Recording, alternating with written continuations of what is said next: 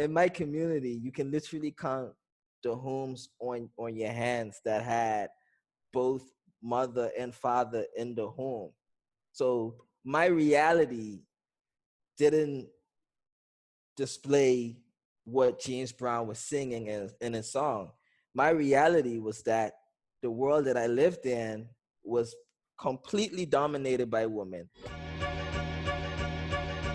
You are now tuning in to the Going North podcast with your host, best-selling author, professional speaker, and member of the John Maxwell team, Dominic Dom Brightman.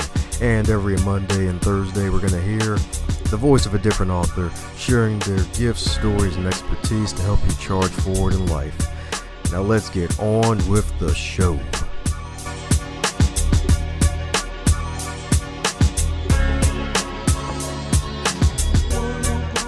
And today on the Going North podcast, we bring you some fabulous humans from across the globe. Today's no different, baby. We're going to the Caribbean, my friends, going to the Caribbean, because this author right here, my man, he has discovered in his early 20s the gift of inspiration and leadership. And because of that, he founded this nonprofit organization created for youth development in the Turks and Caicos Islands known as Open Thought, to give youth a voice and an outlet to express themselves. And not only that, this author right here believes in creating open thought would inspire youth to overcome any circumstances that they're facing by creating a platform that displays like-minded individuals who have risen above similar circumstances. And not only that, today's author is not only an author and a nonprofit organization owner, he's also a filmmaker, speaker, and philanthropist. So my man is doing it all, baby. Not only that, he's also passionate about problem solving, collaboration, and engaging the youth in fighting the common threats of their environment, such as violence, poverty, and abuse. So, for Correct. those who may be familiar with this bio, you probably know who I'm talking about. But if you don't know, you know now, as the one and only LT Bourne himself, with his new nickname, the LO Cool J from the T and the K. How you doing? Hello, Dom. It's a pleasure to be on your podcast today. What's up, everyone? I hope you guys are ready for an awesome conversation today. Yeah, man, an awesome conversation indeed. I gotta say, it's been one of the more pleasant pre-recorded conversations of recent history, man. It's like instant connection, man. It's like melanin, like vibranium. It's like freaking Wakanda forever on Yeah, we top gotta of Wakanda break. do the Wakanda side right now. I'm all for it. All right, let's rock. Wakanda Uh, forever. That's right, man. Well, as with all introductions, there are things that people always miss. So, mind filling in some gaps where I miss some things in the introduction? Oh yeah, I mean, you pretty much covered everything. Basically, I'm just gonna add that I just became an author this year after completing my first book entitled "It's Not a Man's World." It's a book that pretty much talks about my childhood trauma and dealing with my father's absence and how I pretty much went on my journey of self-discovery to become a man. And it's a book filled with a lot of inspirational gems, a lot of life lessons I've learned along the way that has helped me to develop myself into a productive citizen and not fall victim to things fatherless males are vulnerable to. And when you check the statistics, males who are raised in single parent households, they are vulnerable to falling victim to crime, poverty. They don't have good educational achievements, and they pretty much live a life of shortcomings. And I've been fortunate to have avoided all of that. As you heard in my introduction, I've been pretty productive despite my mother shouldering all of the financial load. I've been able to go to university. I've earned 2 degrees. I've been able to come back into my country and live a productive life. And so I pretty much wanted to create a project that helps other people from similar backgrounds come to their light.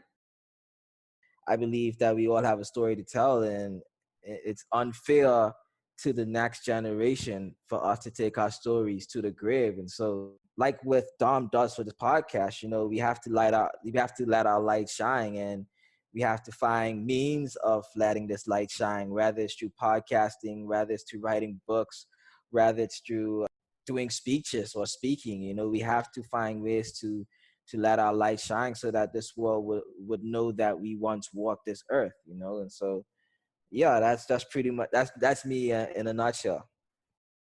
That's what I'm talking about, man. That's what I'm talking about, indeed, man. Yes, Yeah. indeed. Yeah, and it's definitely good that you're able to turn your setbacks into a form of success, man. Because it's kind of like an epidemic now. It's like so many folks are being raised by single mothers, man, and it's Uh-huh. no easy feat for both ends because it's like with the mom, she kind of has to be schizophrenic, have multiple personalities. Because one day it's like, all right, you're being the nurturer, the caretaker, and the entertainer. And then you have to also be disciplinarian. And Uh-huh. then some days, especially when the teenage years come in, they're like, all right, it's really going to be kicking in high gear. Right. Then the kid, it's like, all right, so where's daddy? And then you just take on all of the mom's tendencies, and there's no father figure in there to siphon some masculine energy from. And the mom, she Right. has to basically take on masculine energy to To- make up for the lost human there. So it's right. no easy feat. Not at all. And that's why I really wanted to shed light on this situation, because despite it being an epidemic, you don't see too many people talking about it. And that has puzzled me a lot, especially during this writing process when I was looking for similar people who had similar projects. It's a very scarce market, despite the fact that the percentages of fatherless homes in America and even in the Caribbean has increased within this decade. And so it has reached academic numbers. Sorry, and I'm shocked that no one is talking about it. And so I feel as though this project was needed, which is why I put it out there. It's tough when you're a male and you see your mom going through all of these things, and you as a male, you want her to understand your masculinity, but you get frustrated because she's not understanding. Like, I used to be frustrated with my mom because I wanted her to see my perspective, but in true light, she can't because she's a woman. And so us as males, it's tough finding our path when our fathers are not in the home. And I really hope with this book that some males would have an idea of who they are. That's the main purpose of this book, is to get them on the right path. Yes, sir, indeed. And what's been the toughest thing with finally getting your book out this year? Because getting a book out it's easy, but it's not easy. So mind shedding a little bit more light on that? The toughest thing for me was because I self-published.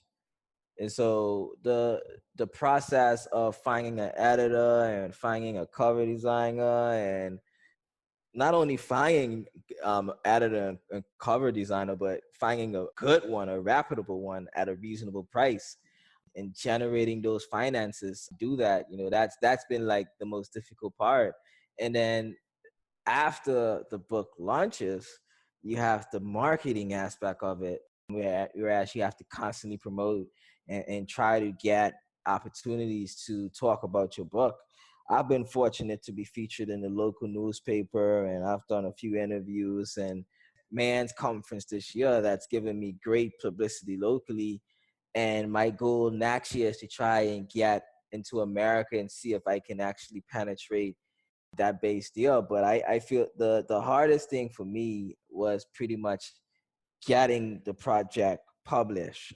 finding a good editor, getting a good cover designer at a good price, and going through that process.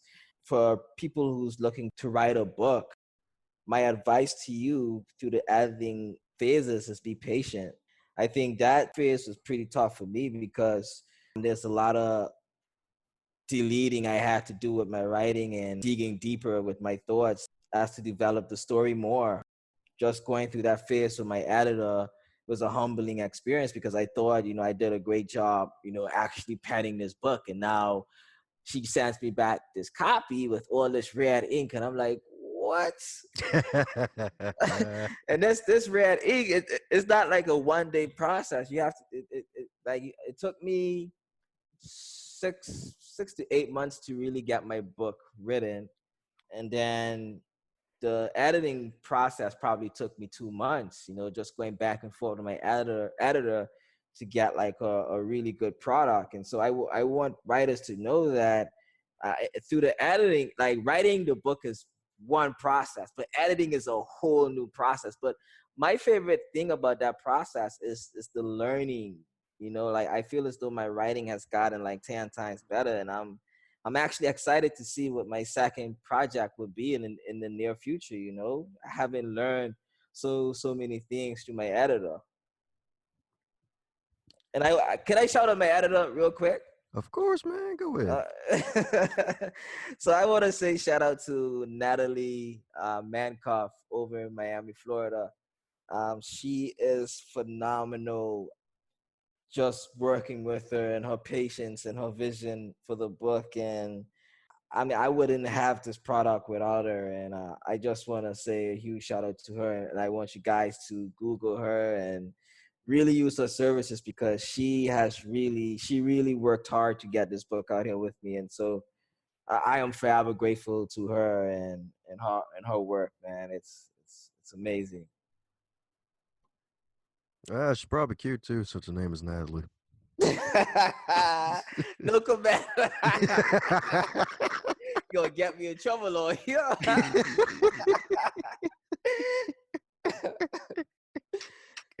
But you guys can go look her out though. I ain't saying nothing. I ain't saying nothing.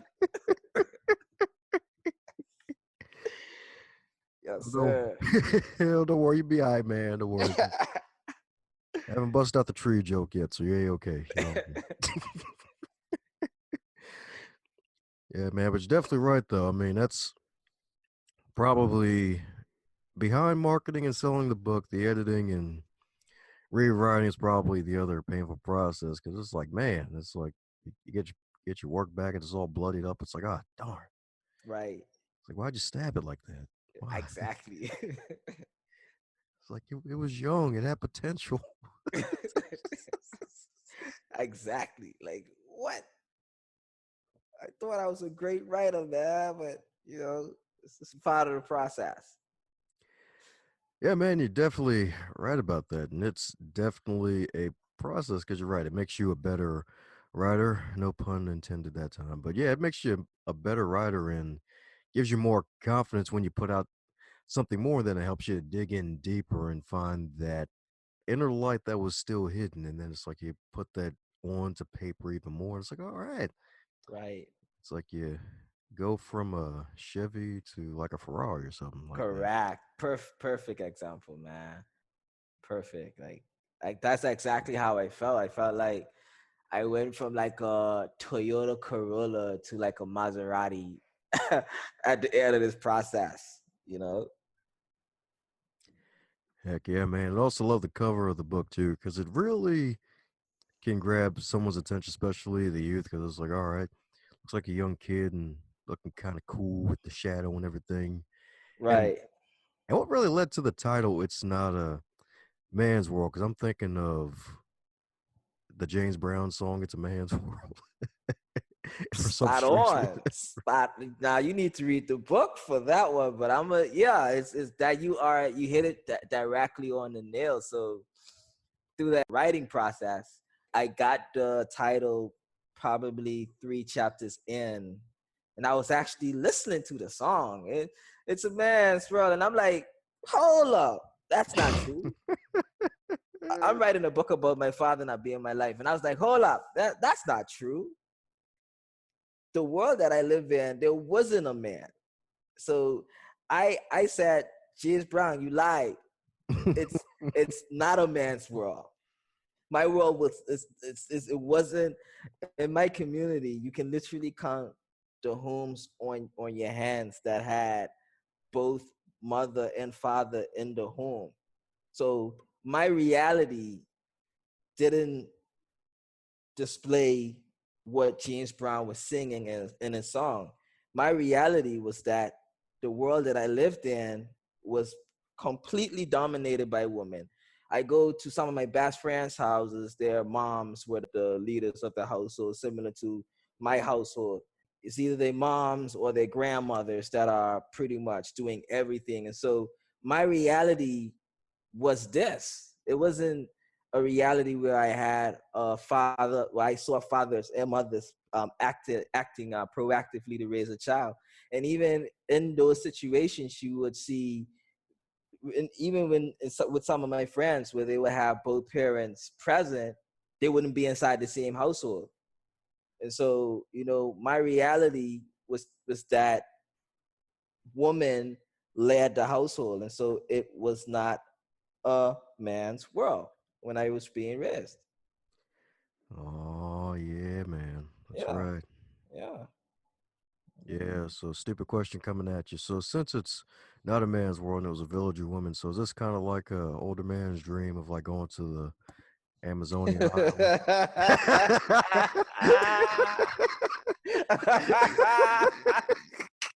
Well, my brother, Caribbean is considered the paradise. It's considered paradise. So hey, it could be paradise for real. Could be heaven. Based on your perspective.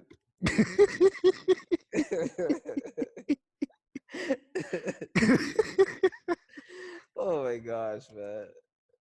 No, but I mean, Caribbean, like Caribbean women, man, they're beautiful, So you come to the islands, man, it could be paradise or heaven, your perspective.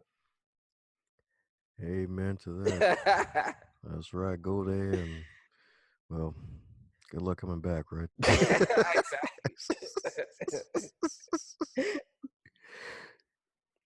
Yes, sir. Man, oh man. Well, congrats again on the book, baby. And is there going to be an audio book soon, version of the book soon coming out too?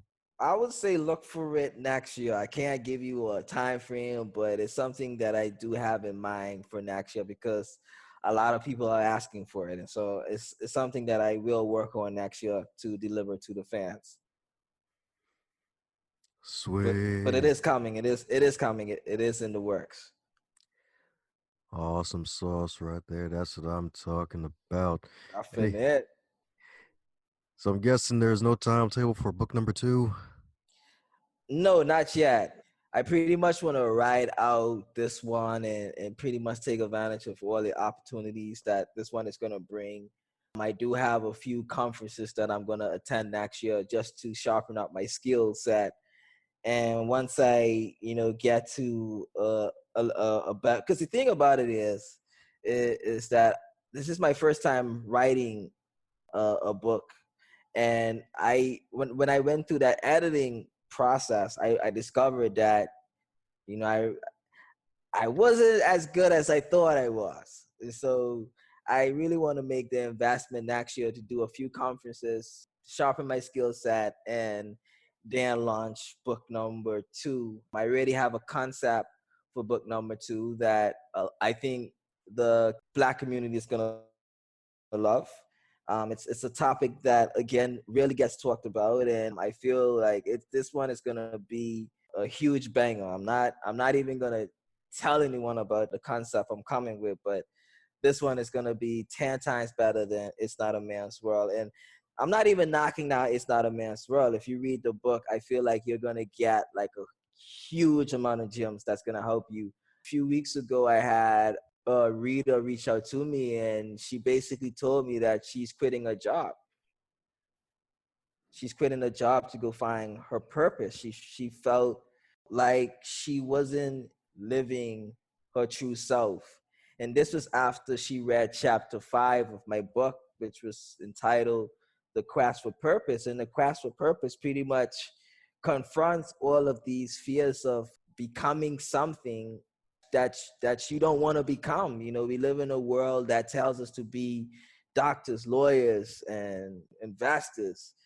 But when you question it, do you really want to be these things? Do you really want to do these things? Is this truly your passion?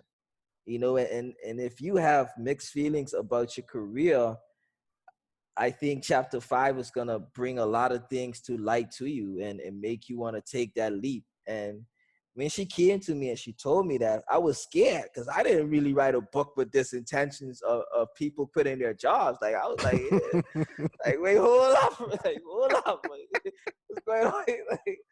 Like they said, I Oprah, like hold on, like I got Oprah money to support you now, you know. But it just comes from the thing that we talked about earlier when I was saying, you know, you have to live your truth, live and lift your light. I would say, you know, whether it's through writing or through podcasting, you don't know who's going to listen to this podcast and they're going to quit their jobs or they're going to make like drastic changes. Like I'm sure people have already made changes to their lives listening to your podcast.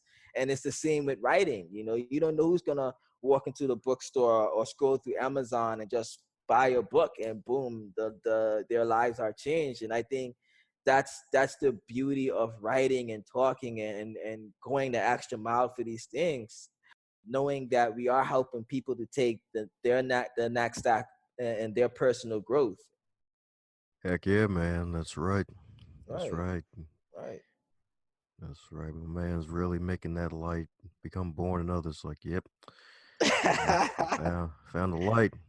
Yeah, all Yeah, right. I'm going to space now. I quit. Like, what? What about 2 weeks ago? Like, wait, hold up. Did you contact NASA before you quit your job? How you just gonna make that decision to go to space?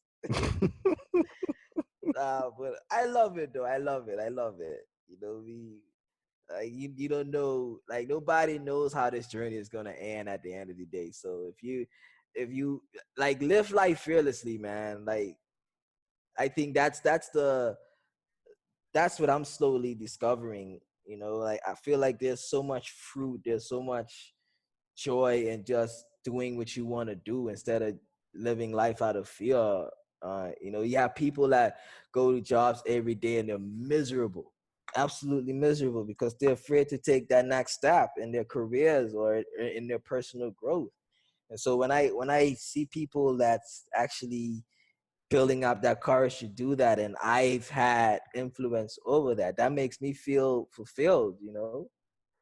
Heck yeah, man. It's like you're creating other leaders. Yeah, for facts.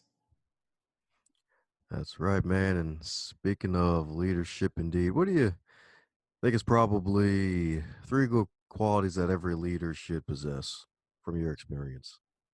Integrity is one of them. Just having that ability to stand by your word and stay true to your word, you know, that's something that lacks in a lot of leaders, and the reason why they tend to fall. Being with open thought, I've been with this open thought movement for about 5 years now, and I've stayed true to the vision of the movement. And my team is still with me to this day. And I believe the reason why they're still with me is the fact that they see that I'm true to myself and I'm true to my word. And if I say I'm going to do something, 9 times out of 10, it gets done. That 1% is pretty much God saying that, hey, this is not how I want it to be done. But the other 9 out of 10 times, that's me giving it 110% to make sure that my integrity is held in check at the end of the day. So for one, it's integrity. For two, I would say passion. You know, people feed off your passion. Your passion is what inspires people. And if you can pretty much nurture your passion, then it helps a lot with leadership because people gravitate to an individual that's living out his true purpose. I feel like passion is pretty much living out who you are. And so when people see that, when you walk into the room, people automatically see that this individual is on another level. They feel it. And so finding your passion and living that passion is an important element in being a leader because people see it and they feel it. So integrity, passion, and the third one, and this one is very important to me, is having an open mind. We live in a multi-generational time today, especially with social media. So you really have to have an open mind to a lot of things because when you're dealing with people, literally within 10 minutes, they can go on social media and their whole perspective can be changed. And the person you saw 10 minutes ago is not the same anymore. They have a whole new perspective on something. And so you have to have an open mind to deal with that, to deal with the fast changing environment that we're living in today. It's much different than it was 10, 20, 15, 25 years ago, where a person could actually be a person for about a year or two, then they'll probably change. Now, a person can change within 10 minutes just by reading a simple post on social media. And so you have to have an open mind to deal with that. And it's going to help you along the way too, because you're not going to go crazy thinking that people are hypocrites. You're gonna have the understanding to know that we are living in an ever-changing world. And so I'm gonna embrace this change that you are. I know you weren't the same person I saw 10 minutes ago, but I accept you for who you are right now, and I'm gonna help you to um, develop this new character that you are. And so really having the openness to deal with this generation is also key to being a good leader. So just to wrap it all up, integrity, passion, and openness. This is three qualities in a good leader. Yeah, man, that's the real IPO right there. That's what I'm talking about. I wasn't even thinking like that. I like that. Heck yeah, man. And this was a dropping bombs podcast to be a bomb drop because that was gold, man. You're definitely Right. right, man. Because it's like someone can change in 10 minutes. It's like, what the fudge? Like, come on, Yeah. man. Right. Right. In this generation, yeah, you see it.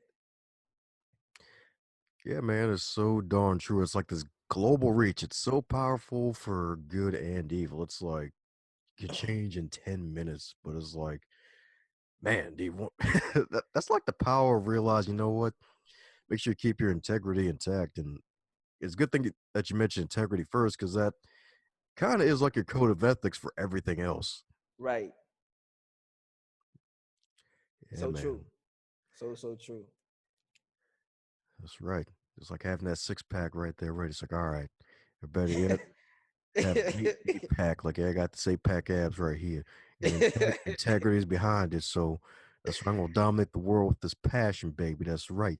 Right, right.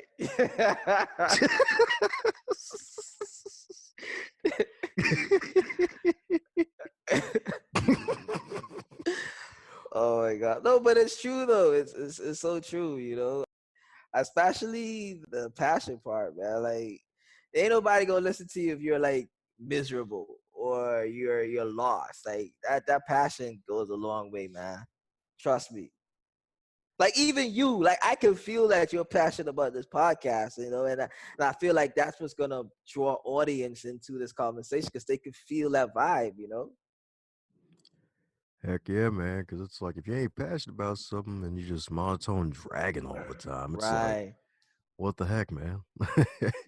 right. It's like life wants life. Heck, even the death want life, right? I'm not sure about that one there. You think so? Well, well, okay. The folks who dead with sense want life. Truth. Yes, Yes, indeed. sir. Yes, indeed. You got to keep that life intact. Well, you kind of alluded to it earlier. Congrats on 5 years of your nonprofit being alive, my friend. Open thought. All That's what right. I'm talking about. Thanks, bro. That's right, man. So tell us a bit more about open thought and open the pages of that book. All right. So Open Thought was started in 2014 with a group of my friends. We pretty much saw the ills of our society around us, and we wanted to create a movement that addressed some of these issues. And we did that through starting our own TV show called Open Thought. We ran 3 seasons of that where we would just have open discussions about issues that are affecting youth. We would also do summer camps and radio shows to help this movement also. But it was pretty much to raise awareness and give youth a voice about some of the social ills that we are facing. We haven't done a show in 2 years, and that's due to life and circumstances beyond our control. I went through something, and a few other of the guys, they were going through things as well. And so we haven't been active for 2 years in regards to the television show, but we have been active in the community. It's just that we haven't done a TV show in a while. But I have good news. We are coming back next year, and we actually just finished test running the new setup with the studio. And so we will be having new shows starting next year, the first quarter of the year as well. And so you're going to actually start to see ads coming out about it. And I'm super excited about it because what we're doing this year is handing over the torch. So we're the founders of Open Thought. We're not going to be on the television anymore. We're actually going to allow other younger people to have these discussions now, and we're pretty much going to superhead it and give them advice about being on television and handling criticism, etc., etc. But we are pretty much going to be in the background, and we're going to give them the platform now. And so I'm excited because this has always been the dream of mine when I started the movement, to hand over the torch to the youths with more passion. Like, they're more passionate than me right now. I can even though it's my passion, I can see that they have more fire in them, and I want the world to see the fire that they have, and so I'm excited for them, and I'm excited for the growth of Open Thought as well, because there's this thing about businesses when they started in our communities, and that they don't last, or they're not up to quality. It's a narrative that we will pretty much challenge and destroy next year, because next year will be 6 years, you know. And I want the thing about it too, and I know that I'm straying off a little bit from the topic, but I'm going to give you a fourth quality for leadership, and that's perseverance, and you have to understand that through anything you want in life, anything you want to accomplish, there's going to be the highs and the lows. And I think you judge a leader on how he handles his low moments and how he's able to keep his core together when things aren't going well. And so I've been fortunate to have a group of guys around me that still wants to be around me, even despite the fact that things did fall apart these last 2 years for all of them involved. But yet they still want to be a part of the movement. And so I persevered, they persevered, and now this year, this coming year, 2020, we're gonna see what the seeds of perseverance is gonna reap, And so, yeah, that's pretty much Open Thought in a nutshell. Sweet. And that goes back to the six pack I was talking about earlier, baby. 6 years, I, baby. I just added another beer to that six pack. Perseverance. That's right, baby. That's right. That's what I'm talking about right there. That's what I'm talking about. So if you were to wake up tomorrow and you were 25 again in the current year of 2019 with all of your knowledge and experience. What advice would you give to yourself? Be patient. I feel as though we want it so fast with this generation. We want success so fast, and we want everything so fast: money, the lifestyle, the accomplishments. And by wanting it so fast, we take away from the current moment, and we miss out on things that are most important to us, like the fact that we have breath in our lungs, and we're able to stand up on our own 2 feet, on our own strength and eyesight and hearing. Like, through wanting to accomplish all these things so quickly, we actually take the little things for granted. And I was one of those persons that was chasing after something large, something that would make everybody say that, yeah, he's doing his thing. But through that process, I was finding that I was feeling unhappy with myself. And the more I got closer to some of these goals, the less happy I became. And so what I realized is that, I started to take the little things for granted. The fact that I'm alive in the morning, and I have breath in the morning, and I have people in my life that care about me, that love me. And when I got grounded again, and that grounding process came through writing my book, I started to realize that the what really mattered in life, and that's serving people and serving yourself. But in order to serve people, you have to serve yourself first. And so you have to nurture yourself in the morning. Do the positive affirmations in the morning. Tell yourself that you love you. Look in the mirror, say it like 10 times: I love you, I love you, I love you. um, Exercise, eat the right foods.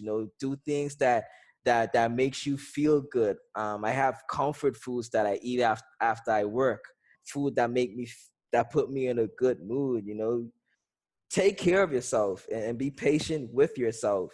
If you set goals, and you have these dreams, and you do what you can, you do the best you can every day towards these dreams, eventually you will get your break. Sometimes those breaks happen 3 years down the line, 5 years down the line, 10 years down the line. But if you be consistent with it, it will happen. That's something I realized. If you stick to something long enough, eventually it will happen for you. But you have to stick with it, and you have to be patient with yourself. And through patience, I mean doing things that feed yourself. Like, that's how you like, everybody tells you to be patient, but they don't tell you how to be patient. So I'm telling you now how to be patient. And the way how you be patient is by feeding yourself, doing the little things that matters to you. And by doing that, when you step out into the public, people will be like, oh, yo, who is this guy? This guy got energy inside the room. I can feel this guy. Like, people can feel when you are on a different level. Like, when you're loving yourself. Sorry, let me say that. People can feel when you're loving yourself wholly. They can feel when you have done something different from everybody else in the morning. I experience that every day. Like, people always ask me how I'm always in an energetic mood, and that's because I do the little things in the morning that puts me in the mood. And so practice patience by doing the things that feed you every day, and those goals that you want for yourself will materialize over time. But you have to do the little things first.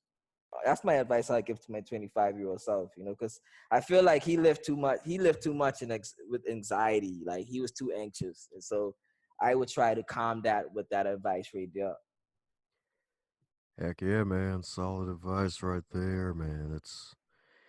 That's gonna be kind of a hard thing for the folks coming up behind us nowadays. Cause it's like, I Right, mean, right. sure we got those rare gems that still have that ability to be patient, but it's like, man, when you got everything at your fingertips nowadays, it's so hard to be patient. Exactly. And that's why it's like that message is gonna be like preached continuously because we live in the age of instant gratification where everything is instant, instant, instant. But it's not a true reflection of the process of life.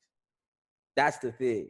Life, we our minds and technology, they operate at tremendous speed, but the actual reality of things and the God element, I would call it, it doesn't act that way. And so you have to find that flow, you know? Heck yeah, man. That's right. Gotta find that progressive flow right there. Right, exactly. Yes, indeed. Yes, indeed. Well, that's how my man's keeping it fabulous right there. Yes, indeed. So, for those who want to keep in magical contact with you, what's the best way for folks to reach out to you? All right, so I'm on Twitter, Instagram, Facebook. My handle is at I am LT Bourne. Again, I am LT Bourne. If you search that on Facebook, Instagram, and Twitter, you'll be able to find me. My book is also on Amazon. If you type in It's Not a Man's World, LT Bourne, it will pop up. It'll be the first book that pops up. And you can pretty much find all my contact details on my book as well. And so if you read the book, if you have any questions about the book, hit me up. I'll be happy to answer it. Woohoo! Well, there you have it, folks. Follow him on all of his social media pages, folks. Be social with them. Pick up some copies of his book. Heck, even 50 copies each of his book. Give them to some kids or something. There we go. There we go. That's right. Play the James Brown song in the background while you're reading it, too. Yeah. Woo, I like that one. Most definitely. Sweet. So, in that Well, part, I go would ahead, just man. like to thank you for having me on this podcast, man. It's been good vibes. I always love podcasts like this one where you can actually be relaxed. When you're able to relax at this level, you get more. You can get more information out of you, and so this is a great atmosphere. And I just want you to continue on this pathway, man. This is awesome. Oh, my pleasure indeed. We'll definitely have you back on in the near future, indeed. Anytime, man. Just hit me up. I got you. Woohoo! That's right. Brothers from another mother, baby. Yeah, right. That's right. Chocolate all around. That's right. Melanin vibranium ahoy. There we go. Wakanda forever. How's it going, you showstopper? It's great that you enjoyed this episode of the Going North podcast. If you really enjoyed it, be sure to shoot the guest an email or head over to the social media pages and leave them a nice response that you heard them on the Going North podcast, so that way they can continue to be inspired to do great things. And be sure to share this podcast with others that you think would enjoy it as well.